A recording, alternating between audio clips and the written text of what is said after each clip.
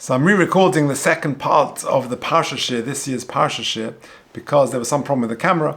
Apologies for that if you were listening online and then you got cut off 2/3 of the way through the Shiur. The first part of the Shiur, if you haven't listened yet, was a very beautiful piece on not Maisa of a Siman Lebonim, but as Rav Bender wrote it, Teva of a Siman Lebonim, with some very inspiring and interesting ideas about that.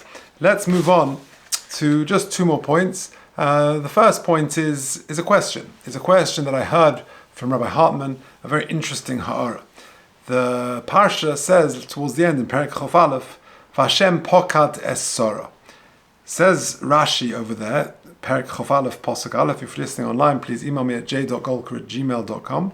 The Pasuk says, Vashem pokad es Sora, says Rashi, Somach Parsha Zu, the Smichas HaParshas. In other words, this Hashem pokad es Sora, Kodesh Baruch Hu remembered Sarah, and she became pregnant, and this was the birth of Yitzchak. It follows immediately before that the davening for Avimelech and curing him.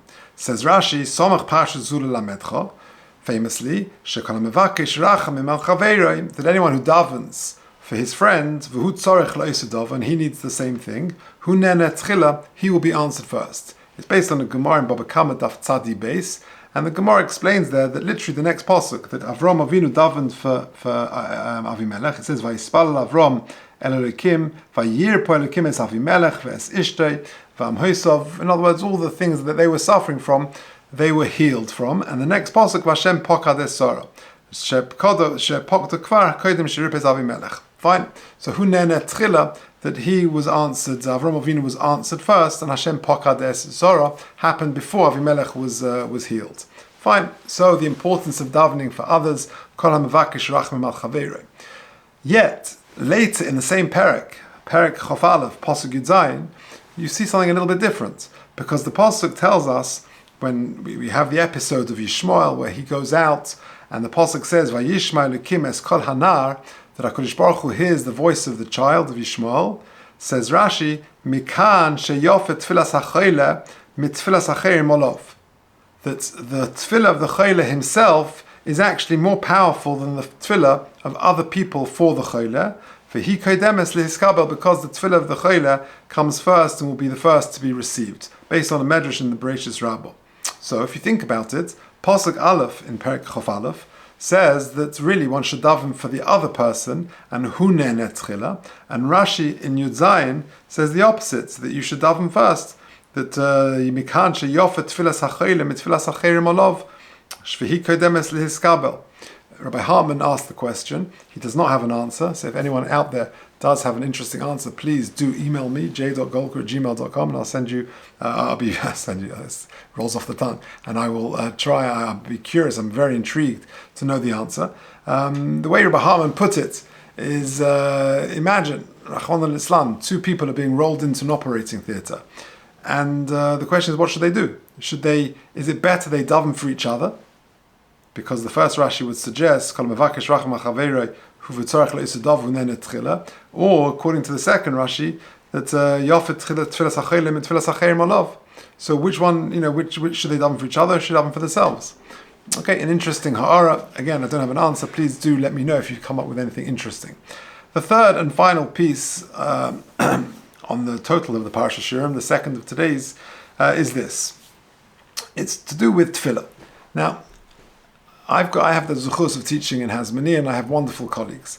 One of them is Rabbi Nuki Chizik, and he is a very fabulous Rebbe and a very special person, and he is one of 14 children. He has there are 7 boys and 7 girls in the Chizik home. Baruch Hashem, I think they're all married now. And a week or two ago, he had the yahrzeit for his father. I never met his father, but I remember going to be Menachem Oval, I think it was 7 years ago, or 8 years ago, and the stories that were told about him were remarkable, particularly about his koyach tefillah.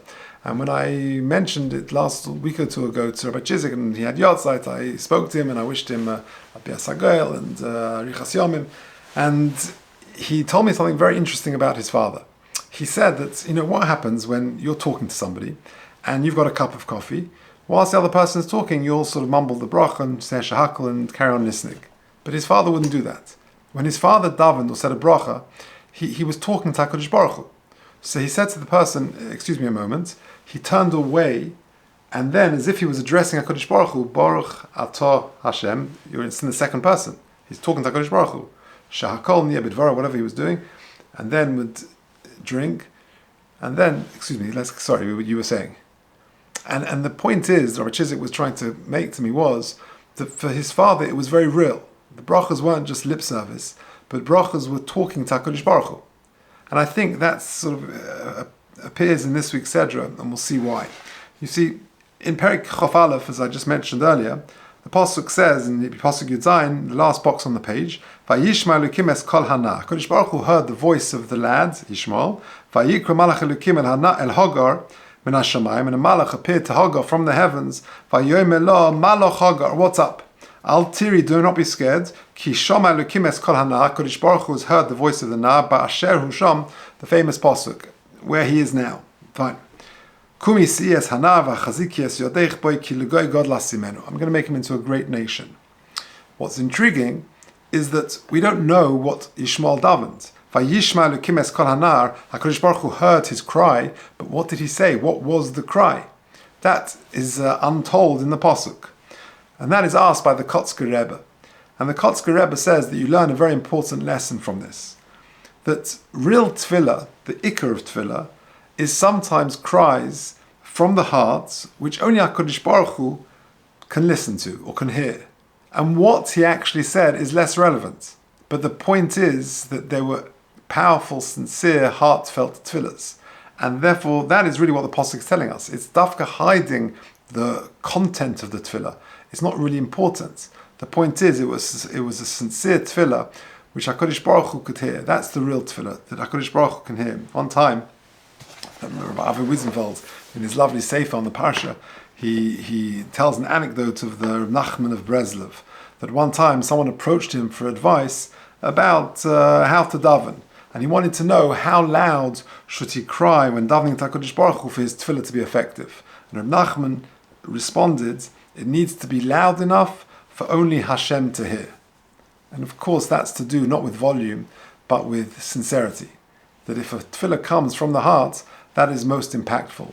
Rabbi Wiesenfeld tells a well-known story of Rabbi Shimshon Pinchas. Rabbi Shimshon Pinchas was one of the great Rosh Yeshivas of the previous generation, a Talmud of Reb Shach, a Talmud of Ponovich, and a very powerful, passionate speaker, and a very holy person.